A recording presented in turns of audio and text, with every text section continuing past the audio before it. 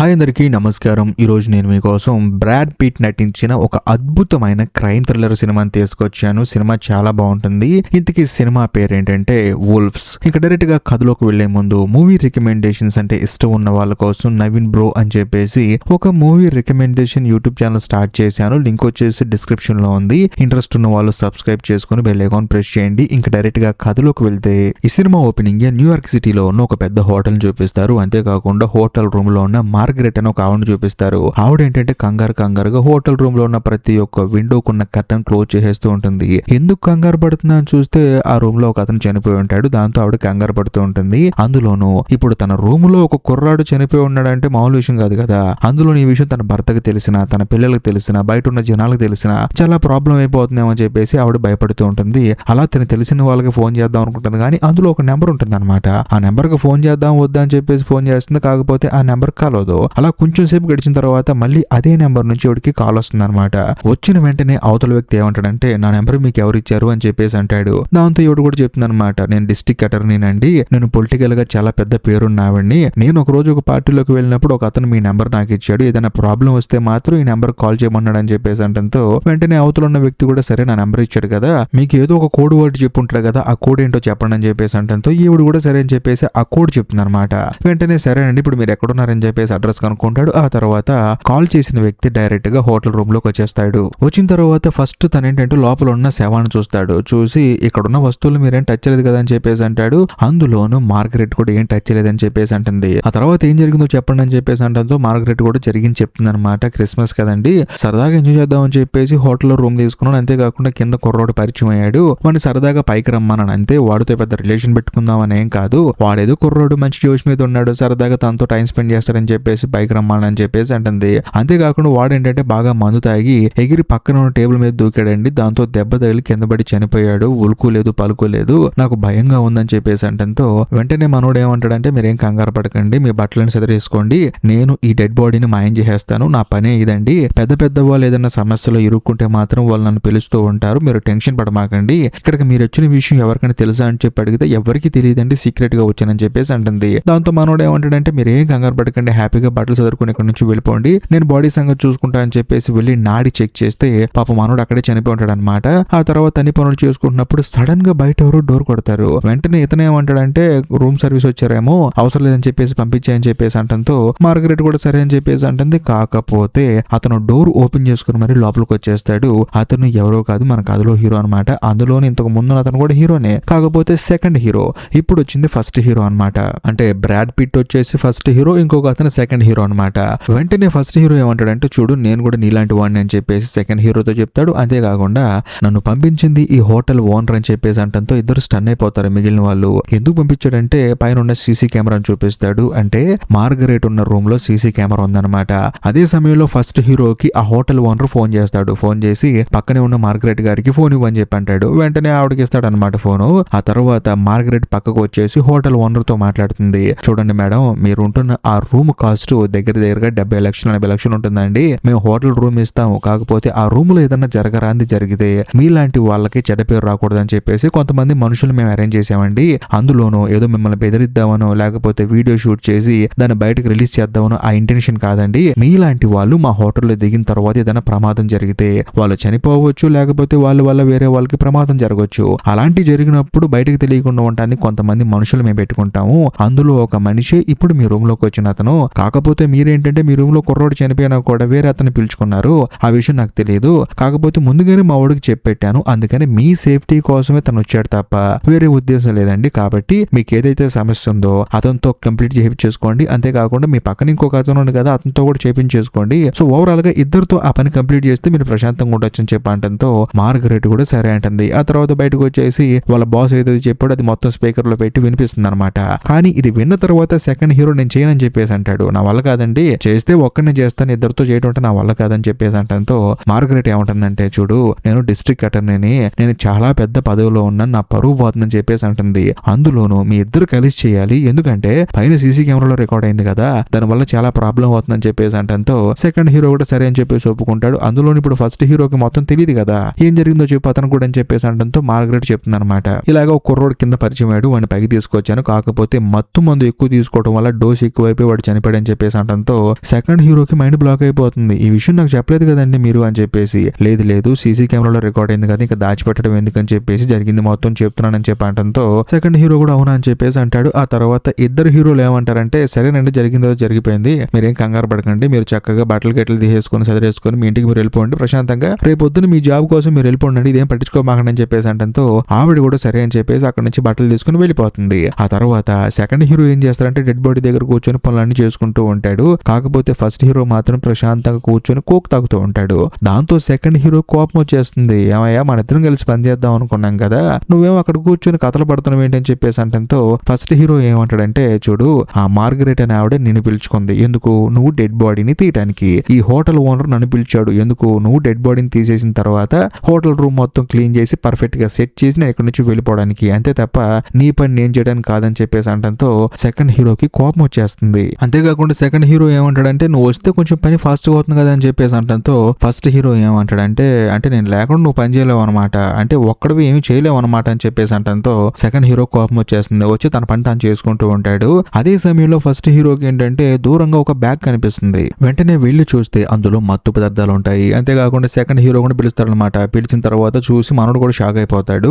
ఇద్దరు స్టన్ అయిపోతారు. ఎందుకంటే 15 కోట్ల రూపాయలు సరుకు ఉంటుంది అందులో. కరెక్ట్ గా అదే సమయంలో ఫస్ట్ హీరోకి వాళ్ళ బాస్ దగ్గర నుంచి ఫోన్ వస్తుంది. అన్నట్టు చెప్పడం మర్చిపోయాను, ఆ కుర్రాడు రూమ్ లోకి వచ్చినప్పుడు ఒక బ్యాగ్ తీసుకొచ్చాడు, అందులో సరుకు ఉంటుంది, ఆ సరుకు ఎవరిదో వాళ్ళకి ఇచ్చేయండి పని అయిపోతుందని చెప్పేసి అంటంతో ఇద్దరు స్టన్ అయిపోతారు. ఫస్ట్ హీరో కూడా ఏమంటాడంటే ఇది ఎలా ఇస్తామండి, ఆ కుర్రాడు ఎవడో తెలియదు, ఈ సరుకు ఎవరిదో తెలియదు, తెలియకుండా ఎలా ఇస్తామని చెప్పేసి అంటంతో తెలుసుకొని ఇస్తారనే మమ్మల్ని పనిలో పెట్టుకున్నాము, మీకు ఎక్కువ డబ్బులు ఇస్తున్నావు కాబట్టి ఆ పని చూడండి అని చెప్పేసి కాల్ కట్ చేస్తాడు. దాంతో ఇంకేముంది ఫస్ట్ హీరో ఏమంటాడంటే ఫస్ట్ నువ్వు ఆ బాడీ సంగతి చూడు, అసలు ఈ సరుకు ఎవరిదో నేను చూస్తా అని చెప్పేసి అంటంతో సెకండ్ హీరో కూడా సరే అంటాడు. ఆ తర్వాత లగేజ్ తీసుకెళ్లే ట్రాలీ ఒకటి తీసుకొచ్చేసి ఆ కుర్రాడి సేవాన్ని దానికి కట్టేసి ఏదో కోటు తీసుకెళ్తున్నట్టు కోటు ఉంటుంది అనమాట కవరు, ఆ కోటు కవరు ఆ శవానికి చుట్టేస్తాడు. దాంతో అందరూ ఏమనుకుంటారంటే చూసేవాళ్ళు డైలీగా వాడే కోటుని దాన్ని కట్టి తీసుకెళ్తున్నారు అని చెప్పేసి అనుకుంటారనమాట. చూసే వాళ్ళకి అలాగే అనిపిస్తుంది. దాంతో సెకండ్ హీరో ఏమంటాడంటే నువ్వు ఫస్ట్ గ్రౌండ్ ఫ్లోర్ కి వెళ్ళి మొత్తం క్లియర్ చేయి, పార్కింగ్ లాట్ లో మొత్తం నేను చూసుకుంటా అని చెప్పేసి అంటంతో ఫస్ట్ హీరో కూడా సరే అని చెప్పేసి కిందకు వస్తాడు. ఆ తర్వాత సెకండ్ హీరో ఆ ట్రాలీ నెట్టుకుంటూ కిందకు వచ్చేస్తాడు. మొత్తం సెట్ అనమాట. తీసుకెళ్లి కారు డిక్కీలో పడేసి డిక్కీని క్లోజ్ చేసేస్తాడు. ఆ తర్వాత సెకండ్ హీరో ఫస్ట్ హీరో దగ్గరకు వచ్చి సరే నీ పని నువ్వు చూసుకో, నా పని నేను చేసుకుంటాను, ఎందుకంటే ఈ బాడీని తీసుకెళ్లి డిస్పోజ్ చేయడం నా పని, అంతేకాకుండా ఆ రూమ్ క్లీన్ చేసి అక్కడున్న సరుకు ఎవరిదో కనిపెట్టడం నీ పని అని చెప్పేసి అంటంతో ఫస్ట్ హీరో కోపం వచ్చేస్తుంది, ఏం మాట్లాడుతున్నావు నువ్వు అని చెప్పేసి, అదే కదా ఇంతకు ముందు నువ్వు చెప్పింది నాకు అని చెప్పేసి ఇద్దరు గొడవ పడుతుంటారు అనమాట చిన్నపిల్లలాగా. సడన్ గా కార్ డిక్కీ ఓపెన్ అయిపోతుంది. లోపల ఉన్నోడికి మెలకు వస్తుంది అనమాట. వీళ్ళిద్దరు స్టన్ అయిపోతారు. కరెక్ట్ గా అదే సమయంలో పార్కింగ్ లాట్ లోకి సెక్యూరిటీ ఒక అతను వస్తాడు. వెంటనే వీళ్ళిద్దరు పరిగెత్తుకుంటూ వెళ్ళి అందులో ఫస్ట్ హీరో అయితే డిక్కీలో ఉన్నవాడి మొహం మీద బలంగా గుద్దుతాడు. వాడు అవసరం తప్పి పడిపోతాడు. ఆ తర్వాత డిక్కీ క్లోజ్ చేసేస్తారు. వీళ్ళిద్దరు లోపల కూర్చొని షాక్ అయిపోతారు అనమాట.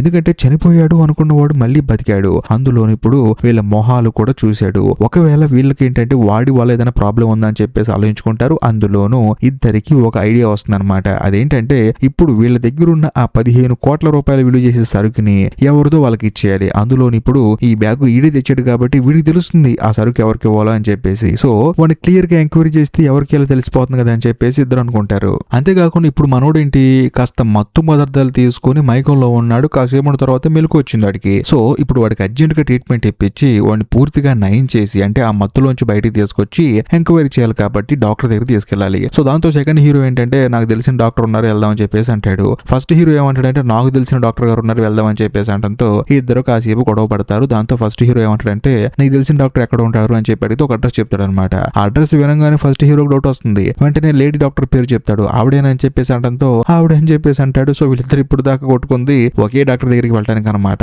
ఆ తర్వాత ఇద్దరు కలిసి ఆ డాక్టర్ దగ్గరికి బయలుదేరి వెళ్తూ ఉంటారు. అలా వెళ్ళేటప్పుడు ఫస్ట్ హీరోతో సెకండ్ హీరో ఏమంటాడంటే నాకు తెలిసి ఈ మత్తు పదార్థాలు అల్బీనియా గ్యాంగ్ కి సంబంధించింది అయ్యి ఉంటుంది, ఎందుకంటే వాళ్ళు పొద్దున మాట్లాడుకోవడం నేను విన్నాను. 4-5 కిలోల సరుకు కనిపించకుండా పోయింది, అందులోనూ ఎవరో దొంగతనం చేశారని చెప్పేసి మాట్లాడుకుంటున్నారు. వాళ్ళకి అసలు ఈ సరుకు ఎక్కడి నుంచి వస్తుందంటే యూరోప్ నుంచి వస్తుంది. వచ్చిన ఆ సరుకును దొంగతనం చేసి ఉంటారు, అందులోనూ ఈ కుర్రాడే దొంగతనం చేసి ఉంటాడని చెప్పేసి అంటే ఫస్ట్ హీరో ఏమంటాడంటే చూడటానికి ఆ కుర్రాడు పసిపిల్లగాళ్ళలాగా ఉన్నాడు, వాడు అల్బీనియా గ్యాంగ్ లో జాయిన్ అయ్యి వాళ్ళకి యూరోప్ నుంచి వచ్చిన ఈ మత్తు పదార్థాలు అయి తీసుకొని దొంగతనం చేసుకొని ఇక్కడ నుంచి పారిపోయి వచ్చాడు అంటావా, ఏమో నువ్వు చెప్పేది నాకేం అర్థం కావట్లేదు అని చెప్పేసి అంటంతో సెకండ్ హీరో కూడా సైలెంట్ అయిపోతాడు. ఆ తర్వాత ఆ డాక్టర్ దగ్గరికి వీళ్ళిద్దరు రీచ్ అవుతారు. రీచ్ అయిన తర్వాత ఏంట్రా మీరిద్దరు కలిసి చేయడం మొదలు పెట్టారని చెప్పేసి అంటంతో లేదు లేదు మా ఇద్దరిని విధి కలిపిందని చెప్పేసి అంటారు. అందులోనూ లోపల పిల్లాడున్నాడని చెప్పేసి అంటంతో సరే సరే లోపల లోపల తీసుకురండి, వెనకాల నుంచి కిచెన్ లో తీసుకురండి అని చెప్పేసి అంటుంది. బేసికల్ గా రెస్టారెంట్ అనమాట అది, అక్కడ తీసుకురమ్మంటుంది. కిచెన్ లోకి వెళ్ళిన తర్వాత మొత్తం చెక్ చేసి వీడికి మందు ఓవర్ డోస్ అవడం వల్ల ఇలా అయిపోయాడు,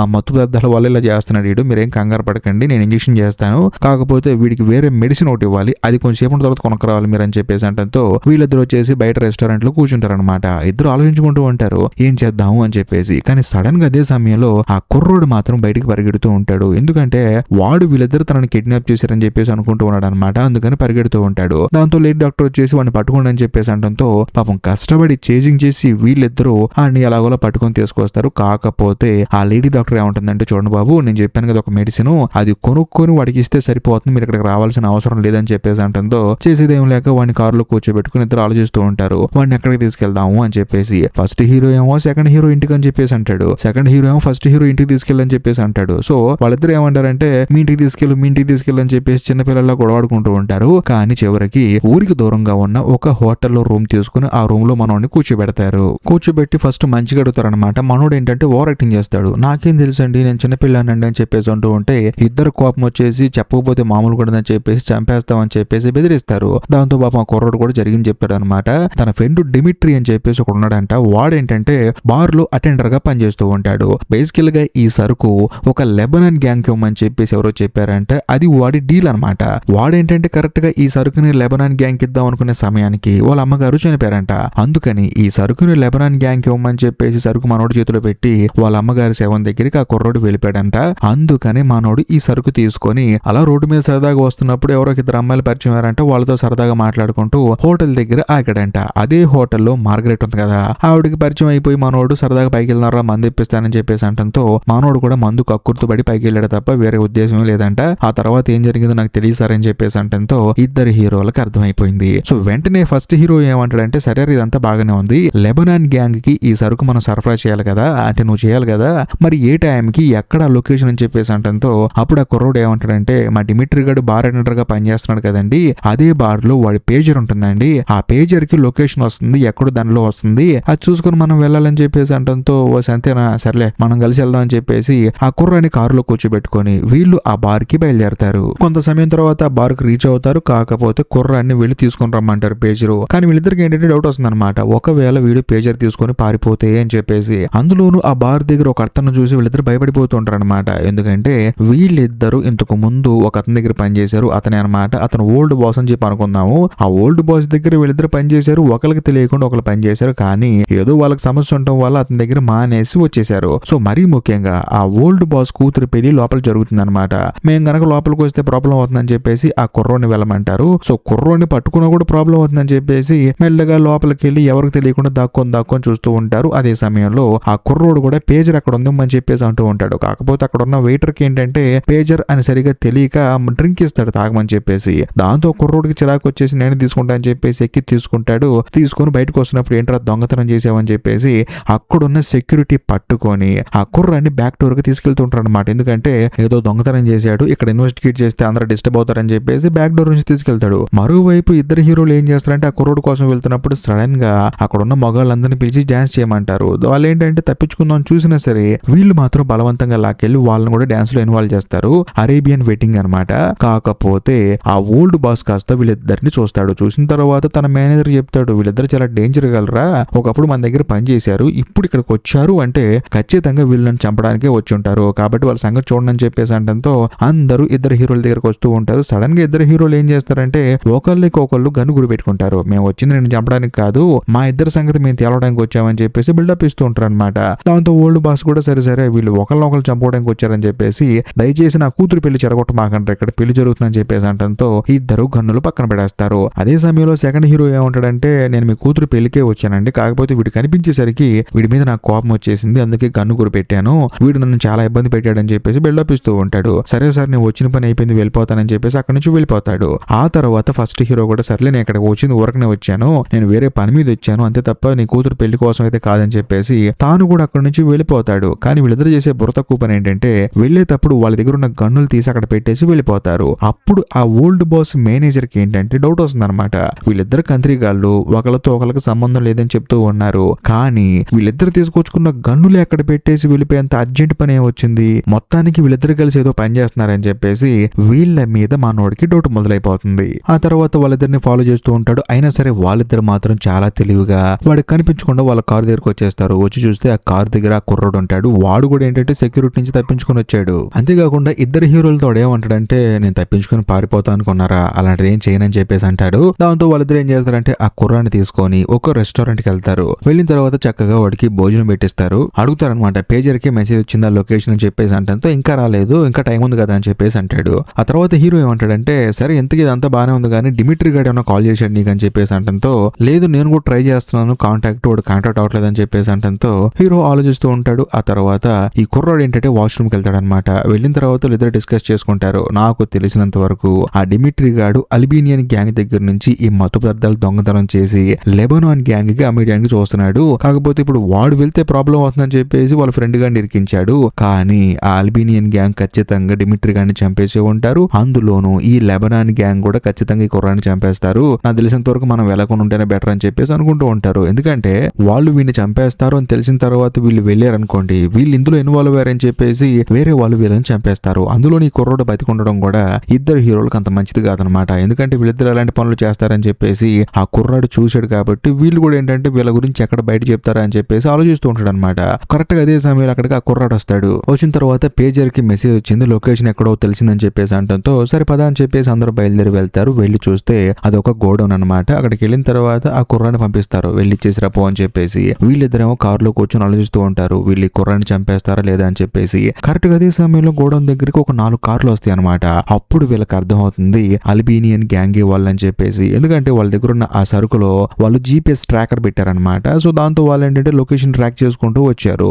ఇదిలో ఉంటే మరోవైపు వెనకాల వీళ్ళనెవరో కాలుస్తూ ఉంటారు. ఎవరా అని చూస్తే వీళ్ళ ఓల్డ్ బాస్ దగ్గర మేనేజర్ గా పనిచేస్తున్నాడు కదా, అతను ఆల్రెడీ వీళ్ళ మీద డౌట్ పట్టాడు కదా, వాడు వచ్చేసి నాకు తెలుసురా మీరు ఏదో చేస్తున్నారని చెప్పి వీళ్ళ మీద దాడి చేస్తూ ఉంటాడు. కానీ వీళ్ళు సైలెంట్ గా ఉంటారా, వీళ్ళ కారులో ఉన్న గనులు తీసుకుని వాళ్ళని పిచ్చి కుక్కల్ని కాల్చినట్టు కాల్చి వదిలి పడేసి మెల్లగా గోడౌన్ దగ్గరకు నడుచుకుంటూ వస్తూ ఉంటే లోపల ఉన్న వాళ్ళు చనిపోయి మెల్లగా బయటకు వస్తూ ఉంటారు అనమాట. ఒక అతనైతే బయటకు వచ్చి పడిపోయి ఉంటాడు చనిపోయి. అందులోనూ మెల్లగా లోపలికి వెళ్ళి చూస్తే అక్కడ అందరూ చనిపోయి ఉంటారు. అంతేకాకుండా జీపీఎస్ ట్రాకర్ కూడా ఉంటుంది, బ్లింక్ అవుతూ ఉంటుంది అనమాట. వీళ్ళు గనులు పట్టుకుని మెల్లగా లోపలికి వెళ్ళి చూస్తూ ఉంటారు. కాకపోతే వీళ్ళిద్దరికి ఏంటంటే ఆ కుర్రాడు కనిపించడు అనమాట. ఎక్కడున్నాడు వీడు అని చెప్పి అనుకున్నప్పుడు వాడు సడన్ గా డిక్కీలోంచి బయటకు వచ్చి ఇక్కడే దాక్కున్నా అని చెప్పేసి అంటాడు. అందులోనూ వాళ్ళందరూ కాల్చుకొని ఒకళ్ళనొకళ్ళు చంపేసుకున్నారు, నేను మాత్రమే మిగిలానని చెప్పేసి అంటాడు. ఆ తర్వాత మరి ఇంతకి నువ్వు ఈ సరుకు ఎవరికి ఇద్దామని చెప్పి వచ్చావరా అని చెప్పి అడిగితే అదిగో అక్కడ కింద పడిపోయినాడు కదా చనిపోయి, వాడికి ఇద్దామని చెప్పి వచ్చానని చెప్పేసి అంటంతో ఫస్ట్ హీరో ఏమంటాడంటే సరే నువ్వు తీసుకెళ్లి ఈ సరుకు మొత్తం వాడి దగ్గర పక్కన పెట్టి అని చెప్పేసి అంటాడు. ఈ పిల్లాడు కూడా సరే అని చెప్పేసి అన్ని పెడుతూ ఉంటాడు. కానీ సెకండ్ హీరో మాత్రం వాడిని కాల్చి చంపేద్దామని చెప్పేసి గన్ను గురి పెడతాడు. కానీ కాల్చడానికి మనసు ఒప్పదనమాట. ఎందుకంటే చిన్న పిల్లాడు, మరి ముఖ్యంగా పాపం వాడికి ఏం తెలుసు. అందులోను ఫస్ట్ హీరో ఏం చేస్తారంటే గన్ను తీసుకుని కాల్ చేస్తాడు. కాకపోతే ఆ పిల్లానికి అది కాల్చింది పక్కనే ఉన్న సరుకును అనమాట.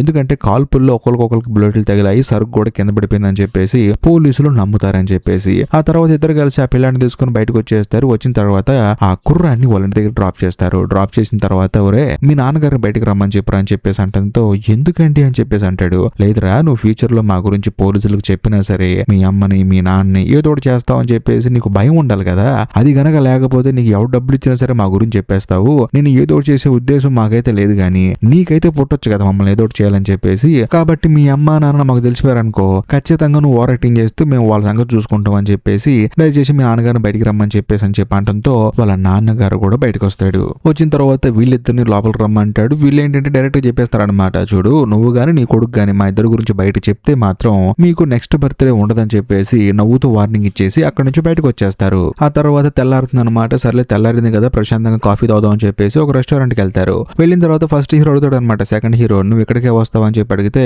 అవును ఇక్కడికే వస్తాను, ఏ డీలింగ్ అయినా సరే ఇక్కడే కూర్చొని డీల్ చేస్తానని చెప్పేసి అంటంతో ఫస్ట్ హీరో కూడా అదే అంటాడు అనమాట, నేను కూడా ఇక్కడికే వస్తాను అని చెప్పేసి. ఆ తర్వాత సెకండ్ హీరోకి వచ్చే డౌట్ ఏంటంటే సరే ఇది అంతా పక్కన పెట్టు, ఇంత చిన్న విషయానికి మన ఇద్దరు ఎందుకు రమ్మన్నారు, అందులోను ఎప్పుడు సింగిల్ గా పనిచేసే నువ్వు నాతో కలిసి పనిచేయడానికి ఎందుకు ఒప్పుకున్నావు అని చెప్పేసి సెకండ్ హీరో ఫస్ట్ హీరోని అడుగుతాడు అనమాట. కాకపోతే తానేమంటాడంటే ఆ హోటల్ ఓనర్ నాతో ఏం చెప్పిందంటే నువ్వు నీ పని మాత్రమే చెయ్యి, ఒక మనిషి ఒక పని చేస్తే ఎలా ఉంటుందో చేసి చూపించని చెప్పేసి అంది, అందుకని ఈ పనిలో దిగానని చెప్పేసి అంటుందో సెకండ్ హీరోకి మైండ్ బ్లాక్ అయిపోతుంది. ఎందుకంటే సెకండ్ హీరోకి పని ఇచ్చిన ఆవిడ కూడా సేమ్ అదే డైలాగ్ చెప్పింది, నువ్వు నీ పనిలో దూరు, ఈ పని నువ్వు చేస్తే ఎలా ఉంటుంది అలా చేసి చూపించని చెప్పేసి అంటుంది. దాంతో వీళ్ళిద్దరికి మైండ్ బ్లాక్ అయ్యే విషయం తెలుస్తుంది. అదేంటంటే ఇప్పుడు మత్తు పదార్థాల్లో జీపీఎస్ ట్రాకర్ ఉంది, అది కాస్త ఫస్ట్ హోటల్లో ఉంది, అక్కడికి రాలేదు అల్బినియన్ గ్యాంగ్. కానీ సెకండ్ బార్ అటెండర్ దగ్గరికి వెళ్ళారు కదా వీళ్ళందరూ కలిసి, అంటే బార్కి వెళ్ళారు కదా, అక్కడ కూడా ఉంది కానీ అక్కడ కూడా రాలేదు. లాస్ట్ గా గోడౌన్ దగ్గరికి వెళ్ళిన తర్వాతే అల్బినియన్ గ్యాంగ్ వచ్చింది. సో ప్లాన్ ఏంటంటే వీళ్ళిద్దరిని ఇందులో ఇన్వాల్వ్ చేసి ఆ సరుకు ఇవ్వడానికి గోడౌన్ దగ్గరికి వెళ్ళిన తర్వాత ఇద్దరిని ఒకటిగా చేసి చంపడానికి ఎవరో ప్లాన్ వేశారు. అది కూడా వీళ్ళు ఇంతకు ముందు పనిచేసిన అతను అనమాట. అంటే ఓల్డ్ బాస్ కాదు, అతనికంటే ముందు పనిచేసిన వాళ్ళు వీళ్ళిద్దరిని ఒకేసారి చంపుదాం అని చెప్పేసి ప్లాన్ వేశాడు. కాకపోతే లోపలికి వెళ్ళేసరికి ఆ లెబనాన్ గ్యాంగ్ ఆ తర్వాత అల్బినియన్ గ్యాంగ్ ఇద్దరు ఒకరినొకరు కాల్చుకొని చనిపోయారు. అది కాస్త ఫెయిల్ అయింది. సో వీళ్ళిద్దరు ఇక్కడ కూర్చొని మాట్లాడుతున్నారంటే ఖచ్చితంగా వీళ్ళని చంపాలని చెప్పి ప్లాన్ వేసిన వాడు బయట ఉంటాడు కదా, వాళ్ళు కాస్త గన్నులు పట్టుకుని వీళ్ళ వైపు నడుచుకుంటూ వస్తూ ఉంటారు. దాంతో వీళ్ళిద్దరికి అర్థమైపోతుంది మన ఇద్దరిని కావాలని చెప్పి టార్గెట్ చేసి చంపడానికి ఇదంతా చేశారు, మన అదృష్టం కొద్దీ తప్పించుకొని బతికి బయటపడ్డాము, ఇప్పుడు తప్పించుకోవాలంటే ఖచ్చితంగా వాళ్ళతో మనం ఫైట్ చేయాల్సిందని చెప్పేసి వీళ్ళు గన్నులు తీసుకొని లోడ్ చేసుకుంటారు, వాళ్ళ గురి పెట్టి కాలుస్తారు. ఇంతటితో సినిమా అయిపోతుంది. ఈ వీడియో కనుక మీకు నచ్చినట్లయితే ఖచ్చితంగా లైక్ చేయండి, షేర్ చేయండి, కామెంట్ చేయండి. అంతేకాకుండా ఈ వీడియో ఎండ్ కార్డ్ సెక్షన్ లో మీకోసం ఇంకొక 2 అద్భుతమైన సినిమాలు పిన్ చేసి పెట్టాను, వాటిని కూడా చూడండి. ఇంకా లాస్ట్ అండ్ ఫైనల్ గా నేను మీకు చెప్పొచ్చేది ఏంటంటే ఇప్పటికీ మీరు మన ఛానల్ ని సబ్స్క్రైబ్ చేసుకోకపోతే దయచేసి సబ్స్క్రైబ్ చేసి బెల్ ఐకాన్ ప్రెస్ చేయండి. బాయ్.